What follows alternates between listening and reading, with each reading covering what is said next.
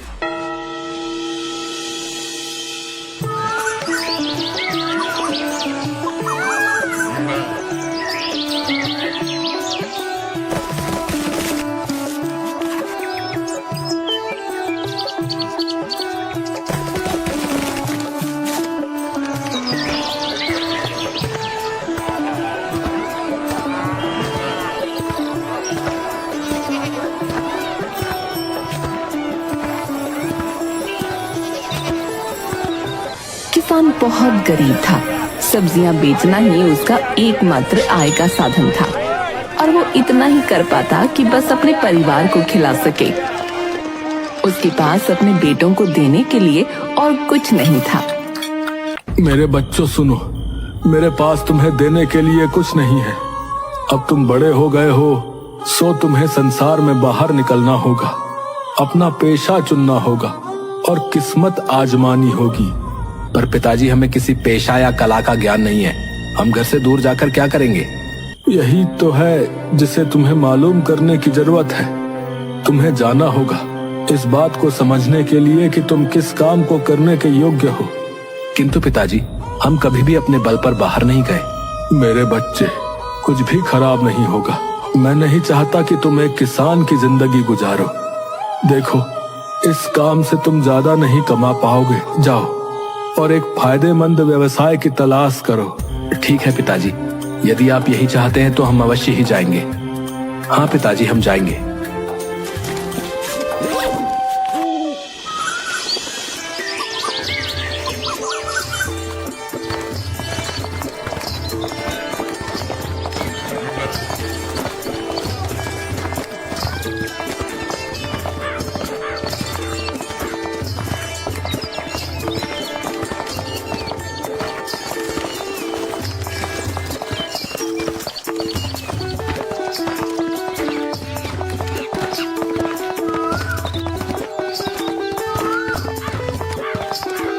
कुछ दूर जाने के बाद उन्हें 4 रास्ते दिखाई दिए।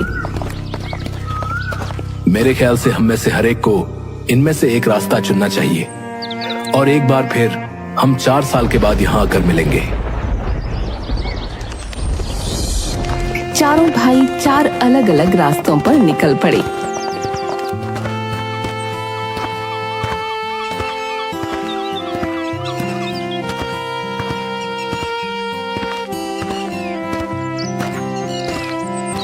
रमेश को रास्ते में एक व्यक्ति मिला। मेरे भाई, ये तो अंधी गली है। तुम कहाँ जा रहे हो? मैं कोई व्यवसाय सीखना चाहता हूँ, किसी भी तरह का व्यवसाय जो मुझे जीविका कमाने के काबिल बना सके। तो मेरे साथ आओ, मैं तुम्हें संसार का सबसे शातिर चोर बना दूंगा। नहीं नहीं, मैं नेकी से कमाना चाहता हूँ, चोरी चकारी से नहीं। मैं कोई भी ऐसा काम नहीं करना चाहता जिसके लिए मुझे जेल जाना पड़े। देखो भाई, तुमसे जेल जाने को कौन कह रहा है? बस चोरी की कला सीखो और फिर उसे भलाई के कामों में इस्तेमाल करो। वो सोचता है कि किसी भी पेशे को सीखने में कोई बुराई नहीं है। रमेश उसकी बात मान गया तो वो उस आदमी के साथ चला गया। वो उसे चोरी की कला में इतना निपुण बना देता है।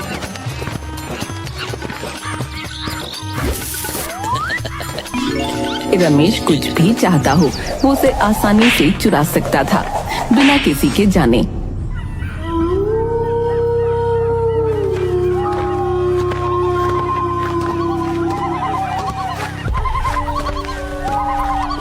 चलते चलते कालू एक ऐसी जगह पहुंचा जहां एक नदी बह रही थी और मीलों तक आसपास कुछ नहीं था।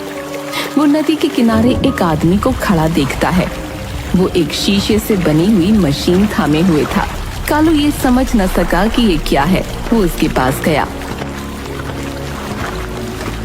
अरे भाई, आप क्या कर रहे हैं? इस मशीन से तुम आसानी से वो चीजें देख सकते हो जो बहुत दूर है। ये जो चीज है इसे कहते हैं दूरबीन। ये चीज तो काफी दिलचस्प लगती है। आप मुझे इसका इस्तेमाल करना सिखाएंगे? यदि तुम सीखना चाहोगे तो मैं अवश्य ही तुम्हें सिखाऊंगा। उस पल आदमी के साथ रहने लगता है।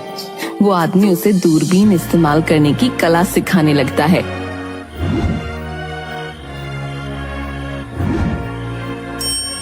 कुछ महीनों में कालू इसमें माहिर हो जाता है। तुमने बहुत अच्छे से सीखा है, इसीलिए यदि तुम जाना चाहते हो तो जाने के लिए आजाद हो। हाँ, एक पूरा साल गुजर चुका है, अब मुझे जाना चाहिए। ठीक है, ये दूरबीन अपने साथ ले जाओ और इसके साथ तुम कोई भी चीज देख सकते हो, वो चाहे धरती पर हो या आकाश में।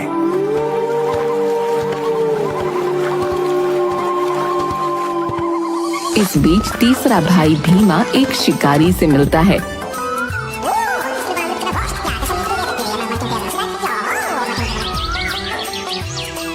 उस शिकारी के साथ उसके घर में रहता है और उससे शिकार का हुनर सीखता है।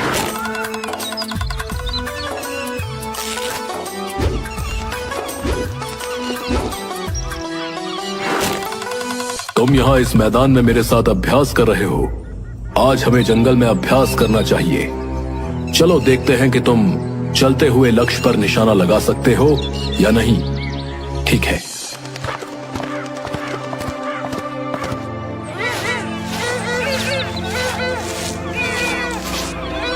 दोनों जंगल में पहुंचते हैं जहां शिकारी भीमा को सिखाता है कि कैसे भागते हुए हिरन पर निशाना लगाते हैं।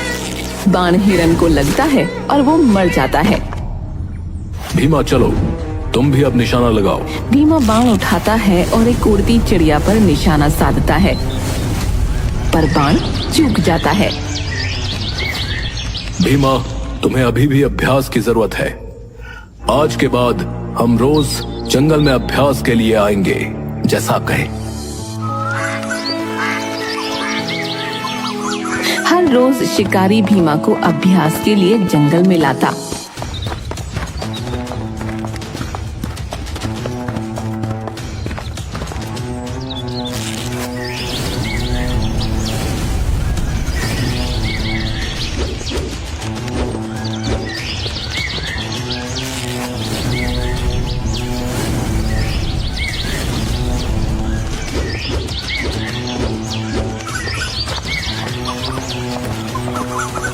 अंत में भीमा अपने आप निशाना लगा सकता था और उसका निशाना चूकता नहीं था। वो शिकार करने की कला में अब माहिर हो चुका था। शाबाश भीमा, अब तुम्हारा निशाना पक्का हो गया है और तुमने इस कला का हर पहलू सीख लिया है।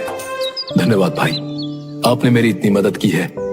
केवल आप ही के कारण मैं इसे सीखने में कामयाब हो सका।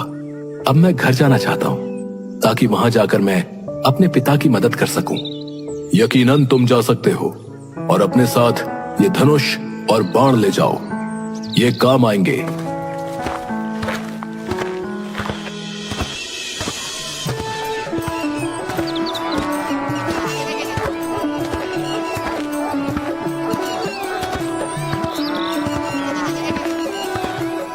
सबसे छोटा भाई हरिया एक गांव में पहुंचता है जहां वो एक दर्जी से मिलता है। कौन हो तुम और तुम यहाँ क्या कर रहे हो? मेरा नाम हरिया है और मैं आया हूँ ताकि मैं कोई व्यवसाय सीख सकूं। ठीक है, मुझे बताओ, क्या तुम दर्जी बनने के इच्छुक हो? मैं तुम्हें सिखा सकता हूँ। बेशक, क्यों नहीं, मैं जरूर सीखना चाहूंगा। वो हरिया को सिखाता है जैसे सुई में धागा कैसे डालें, कैसे कोई सिलाई से पहले कपड़े को पकड़ें। अपने पूरे मन से दर्जी हरिया को सिलाई की कला सिखाता है। वो हरिया को सिखाता है इस काम की बारीकियां।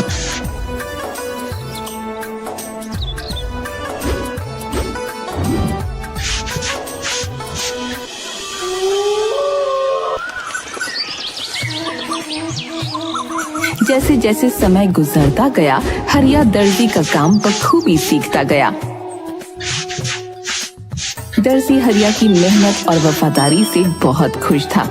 जब हरिया जाने लगा तो दर्जी ने उसे सुई और धागा दिया। मैं तुम्हारे काम से बहुत खुश हूँ। ये लो सुई और धागा, तुम इसे ऊन की तरह नरम रखो और लोहे की तरह मजबूत, फिर तुम कुछ भी कर सकते हो। और जब तुम कपड़ा सियोगे तो उसमें लगे जोड़ को कोई भी नहीं देख सकेगा।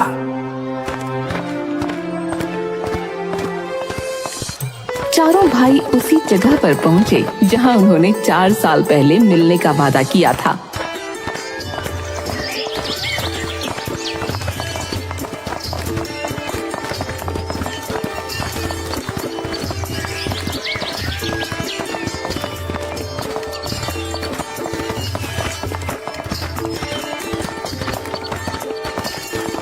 वहां से वो मिलकर वापस घर गए।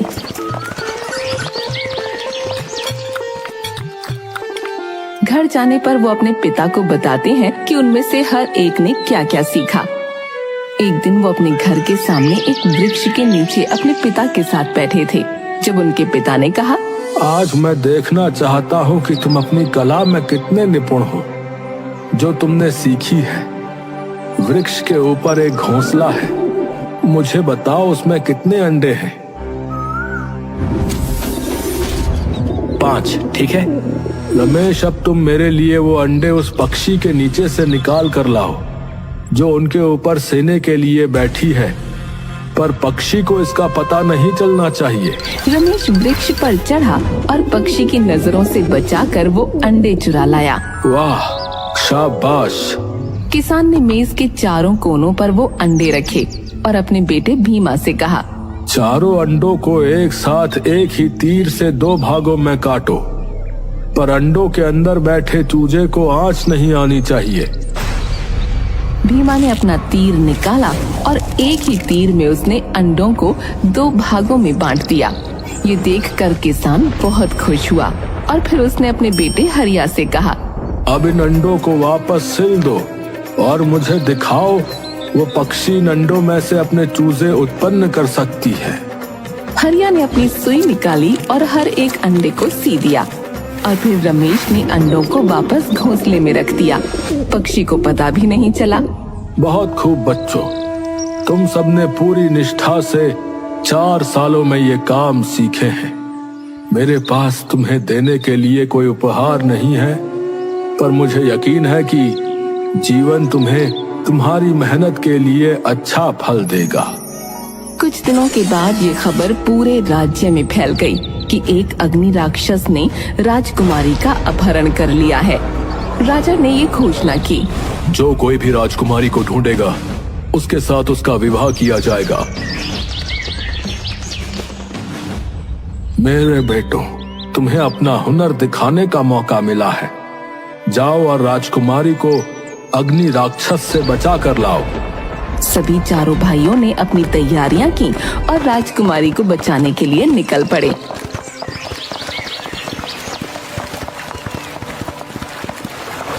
मैं देख सकता हूँ कि राजकुमारी कहाँ है।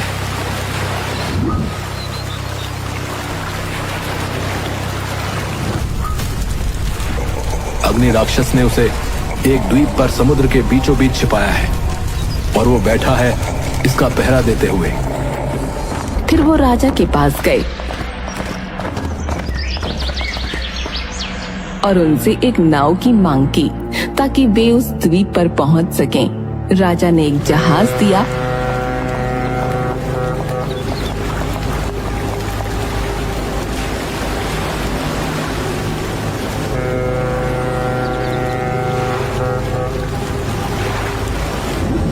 अग्नि राक्षस पास ही सोया है और उसका सिर राजकुमारी की गोद में है। अगर ऐसा है तो मैं निशाना नहीं लगा सकता।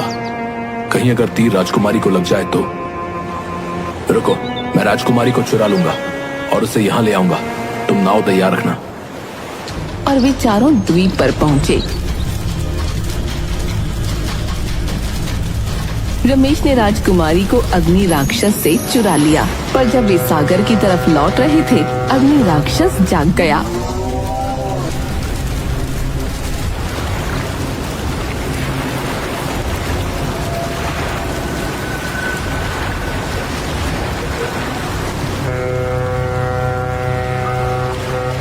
और उनके ऊपर उड़ते हुए उसने उनका पीछा किया।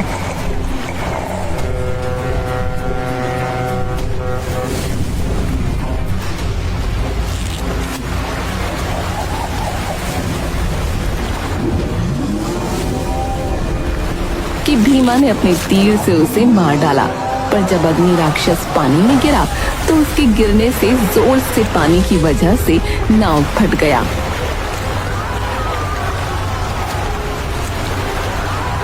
तो हरिया ने अपनी सुई निकाली और एक लंबा धागा लेकर पीने लगा और जल्दी ही सिर दिया। वे सब उसमें बैठ सके और इसी तरह वो राजकुमारी के घर सुरक्षित पहुंच गए।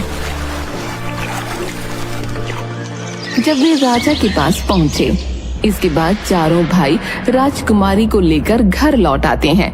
तुम चारों आपस में फैसला करो कि राजकुमारी के साथ कौन शादी करेगा। महाराज, इसमें भला क्या संकोच? हमारे सबसे बड़े भाई रमेश ही राजकुमारी के राजकुमार बनेंगे। क्या इसमें तुम्हारे भाइयों को कोई आपत्ति नहीं है? नहीं नहीं महाराज, हमें भला क्या आपत्ति होगी। अभी तो ये तो हम सबके लिए सौभाग्य की बात है कि आपकी बेटी हमारे पिता समान भाई की पत्नी बनेगी। आज सच में पिताजी को हम भाइयों पर गर्व महसूस होगा। अद्भुत प्यार है तुम सब भाइयों में। अगर इसे बरकरार रखोगे तो तुमसे सर्वशक्तिमान और कोई नहीं। मैं अपनी पुत्री का हाथ रमेश के हाथ में सौंपता हूं और साथ में अपना आधा राज्य भी।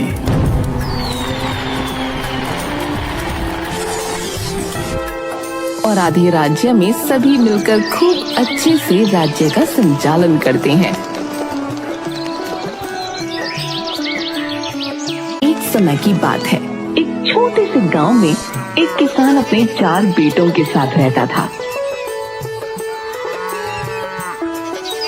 उसके बेटों के नाम थे रमेश, कालू, भीमा और हरिया।